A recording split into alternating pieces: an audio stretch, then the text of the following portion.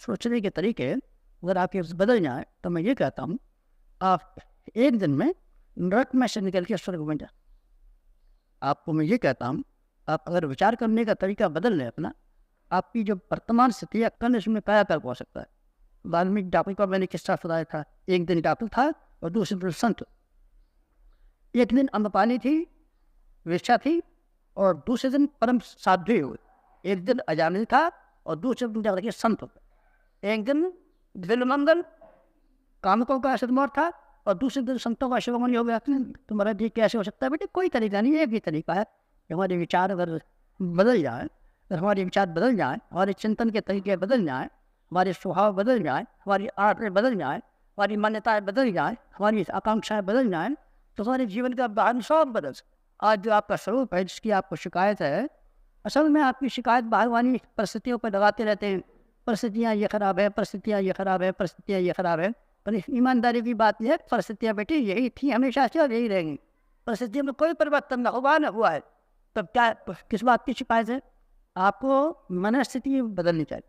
मनस्थिति बदल लेंगे तो परिस्थितियों पर बदलने की कोई ज़रूरत ना पड़ेगी। आप मनस्थिति बदल लीजिए, परिस्थिति की कोई ज़रूरत ना पड़ेगी। तो ये हमारी संतान नहीं होती है, बड़े दुखी हैं, बड़े दुखी हैं। अच्छा बेटे तू अपना विचार बदल दे। क्या विचार बदल दूँ? इस तरीके से विचार बदल दे। इससे क्या है, राजा महेंद्र प्रताप ने बदल दिए थे। महेंद्र प्रताप ने घर वाले खानदान वाले बार बार ही कहते थे संतान नहीं होगी वंश नहीं चलेगा, संतान नहीं होगी वंश नहीं चलेगा, तुम्हारी कमाई कौन खा जाएगा। सारे के सारे विचार छाया हुआ था। राजा महेंद्र प्रताप के कान में किसी ने कह दिया एक बच्चे को कमाई खिलाने की क्या आवश्यकता है? जो हमारे पास कमाई है उसको हम लोक हित के लिए खर्च कर दें तो क्या बुराई की बात है। राजा महेंद्र प्रताप ने दूसरे दिन ये कर दी घोषणा सब जगह, हमारे बच्चा पैदा हो गया, हमारे बच्चा पैदा हो गया। हमारे भी नाम करने को आए, सारी की सारी भीड़ जमा हो गई, रिश्तेदार जमा हो गए, मिठाइयाँ बटने लगी, योने का बच्चा पैदा हो गया। जब उनका नामकरण संस्कार होने का समय आया, राजा महाराजा साहब बैठे हुए थे। राजा साहब अपनी रानी को निकल के आए, हाथ जोड़ के बोले हमारी रानी के पेट में से कोई बच्चा नहीं हुआ। तो फिर कौन के में से हुआ? कुत्ती की में से हुआ, बिल्ली की में से हुआ, कौन के में से बच्चा हुआ जिसके लिए आपने हंगामा बचाया? लेकिन उन्होंने राजा साहब ने कहा हमने कोई गोद भी नहीं रखा है, तो कहाँ से बच्चा हुआ? राजा साहब फिर 80 की मोड़ में बोले हमारे पेट में से बच्चा पैदा हुआ है। आदमी के पेट में से बच्चा पैदा हुआ? आदमी के पेट में से? अच्छा, हमारे पेट में से बच्चा पैदा हुआ, कहाँ दिखाइए? उन्होंने मान जी के सामने हाथ जोड़ कर लोगों का बच्चा पैदा करने से मतलब यह है कि हमारा वंश चलेगा और हमारी कमाई कौन खाएगा। हमने ये विचार किया है कि हमारा वंश हमारे अच्छे कामों से चल सकता है। हनुमान जी का वंश उनके अच्छे कामों से चला था, औलाद नहीं चला है। औलाद नहीं चलाया होता तो कुत्तों का वंश चल गया, सूअरों का वंश चल गया होता, मच्छरों का वंश चल गया होता, मछलियों का वंश चल गया होता। बच्चे वंश नहीं चलाते, वंश चलाते आदमी के यश अच्छे काम। इसलिए आप अच्छे काम करना चाहते हैं, जो हमारी कमाई है जिसके लिए बार बार लोग कहते हैं कमाई को खाएगा कौन, कमाई को खाएगा कौन, कमाई को खाएगा कौन, कमाई को खाएगा कौन। हमने खाने के लिए अपना ऐसी औलाद तय करनी है जिसको हम सब खिला देंगे। उन्होंने अपनी सारी संपत्ति का एक ट्रस्ट बनाया। उन्होंने कहा 100 गाँव की जिम्मेदारी है, 99 गाँव की जिम्मेदारी हमारे इस काम आ जाएगी, इस काम आ जाएगी, जिसकी ऐसा शिक्षण संस्था बनेगी जिससे कि लोगों का व्यक्तित्व चरित्र का ऊंचा होता हुआ चला जाए। एक गाँव की जिम्मेदारी हम अपना पेट पालने के लिए रखेंगे और 99 गाँव की जिम्मेदारी हम वहाँ दे देंगे। कमेटी बना दी गई। वाल्मीकि ने उस कमेटी का नाम, उस संस्था का नाम प्रेम महाविद्यालय रखा। बाबू संपूर्ण जो राजस्थान के गवर्नर रहे थे, यूपी के मुख्यमंत्री रहे थे, उसमें अध्यापक का काम करते थे। सेंट्रल गवर्नमेंट के मिनिस्टर थे, वो उसमें अध्यापक थे। तो अक्षर करमचंद जो मुद्दतों तक सेंट्रल गवर्नमेंट के महत्वपूर्ण काम पर है, वो भी उसमें अध्यापक थे। हमारे यूपी के आचार्य ध्रुव जो शिक्षा मंत्री रहे, वो भी इसमें नौकर थे, अध्यापक थे। ऐसे चुने हुए अध्यापक लाए। उन्होंने संयुक्त प्रांत में राजनीतिक क्रांति के लिए उस प्रेम महाविद्यालय को माध्यम बनाया। हजारों में किस तरह से तैयार कर दिए। इसने यूपी में स्वाधीनता का संग्राम का इतिहास जो है वास्तव में प्रेम महाविद्यालय का इतिहास है। सारे के सारे आदमी उसी में से बन के निकले थे और राजा महेंद्र प्रताप की संपत्ति सार्थक हो गई। उनका बेटा ऐसे हो गया, उस बेटे की प्रशंसा, उसके बाप की प्रशंसा सारा हिंदुस्तान हमेशा करता रहेगा। ये क्या है? ये है मिरेकल ऑफ राइट थॉट्स।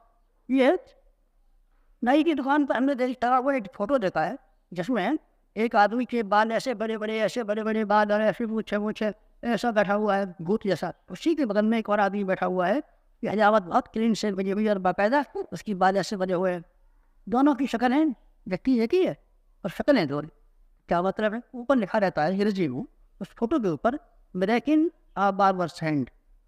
हिजामत बनाने वाले की हाथों का जादू। मित्रों, मैं कहता हूँ आपसे, लेकिन आप राइट थॉट्स, सही विचारों का जादू।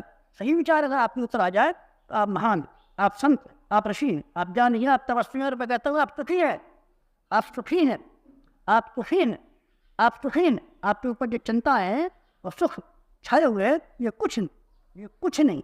आपकी मनस्थिति के अंदर जो विकृतियाँ बनी पड़ी हैं, ये छाया है, बस और कुछ ये छाया है। इसलिए मैं ये कहता था आप लोगों से, अगर आप चले जाएं यहाँ से और एक चीज़ मेरी लेकर के चले जाएं तो मजा, काशी लेकर के चले जाएं, कायातन का आशीर्वाद लेके चले जाएं और मेरा अनुरोध स्वीकार करके चले जाएं, तो क्या लाभ मिलेगा? देखिए, मैं ये कहता हूँ तुझसे कि नरक में से निकल के स्वर्ग में चल। आज जो चिंता तेरी ऊपर छा रही है, मैं तुझे वरदान देता हूँ और आशीर्वाद देता हूँ और विश्वास दिलाता हूँ, कल से तेरी परिस्थितियाँ बिल्कुल बदलें। जो हैरानी तेरे ऊपर छाई हुई है, मेरे वरदान आशीर्वाद से तो हल नहीं हो सकती। तेरी वरदान आशीर्वाद से जो तू मांगने के लिए आया है, मैं दे तो दूंगा तुझे, उससे तेरी कोई समस्या का लाभ नहीं होगा। जी मेरी संतान नहीं होती, बेटे मैं जरूर तेरी संतान पैदा कर दूंगा, विश्वास रख। जिसको मैंने वचन दिया है उसने पूरा कर रहा हूँ। संतान नहीं होती है, हमें संतान नहीं होती है, तो मैं तुझे आशीर्वाद देता हूँ कि तुझे 1 साल भर के भीतर बच्चा हो जाएगा। लेकिन मैं एक बात कहता हूँ कि तेरी समस्या में एक रत्ती का 1000वां हिस्सा में कोई लाभ नहीं होगा। तेरी चिंता में कोई फर्क नहीं पड़ेगा, तेरे दुखों में कोई कमी नहीं आने वाली है, तेरे कष्टों में रत्ती भर फर्क नहीं पड़ने वाला है। तेरी व्यथा है, तेरा भाव जो बातें बना रहे, तू जो कैसे वरदान दे दे।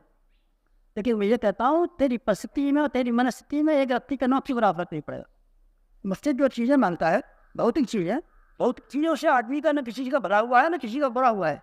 भौतिक चीज़ें न किसी की आंतरिक शांति को बढ़ाने में सहायक हुई आज तक, और न आज की गिरावट में सहायक हुई। और परिस्थितियाँ, गरीबी में संतों ने, ऋषियों ने जिंदगी काट ली, गरीबी ने इनको कोई नुकसान नहीं किया। और अमीरी ने किसी का कोई फायदा नहीं किया।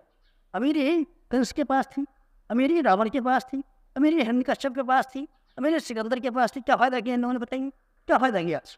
अमीरी से नहीं हुआ बेटे तेरा कोई फायदा। तू वस्तु मांगता है, उससे तेरा कोई फायदा नहीं है। नहीं महाराज जी, आप हमारी इच्छा पूरी कर दी, हम कर देंगे तेरी इच्छा पूरी। तो कर देने, तो हमारे दरवाजे पर आया है, दरवाजे पर आने की वजह से हमारे कुछ कर्तव्य, यहाँ हमारी जिम्मेदारी। हम सब तेरी दुख को निवारण करने के लिए नहीं, तेरा दुख दूर हो जाए। हम इसलिए अगर हम देने का द्वार अपना बंद कर दें तो हम अपना ब्राह्मणत्व गवा बैठे और हमारी संत परंपरा कलंकित हो जाएगी। और हमारा हृदय के भीतर जो हमारा उदारता का विकास हो रहा है, जो हमारी आध्यात्मिक प्रगति के लिए आवश्यक है, उसमें रास्ता बंद हो जाएगा। बस इसीलिए हम देते थे। आप हमारा कष्ट दूर करनी बेटे, कष्ट पूरा नहीं कर सकते, तेरा कष्ट दूर तेरा नहीं हो सकता। कष्ट का कारण तेरी मनस्थिति है, परिस्थितियाँ है ही नहीं। जब परिस्थितियाँ है ही नहीं तो परिस्थितियाँ बदल देने से तेरी समस्या का समाधान कैसे हो जाएगा? आपसे एक निवेदन कर रहा था, अगर आप यहाँ से जाएँ और इस 7 दिन के शिविर का कोई प्रसाद लेकर के जाएँ और आपकी हिम्मत हो और हमारा आशीर्वाद और हमारा परामर्श सहन और स्वीकार कर सकें, तो आप एक काम कर दें, आप यहाँ से हेर फेर करके चले, आप बदल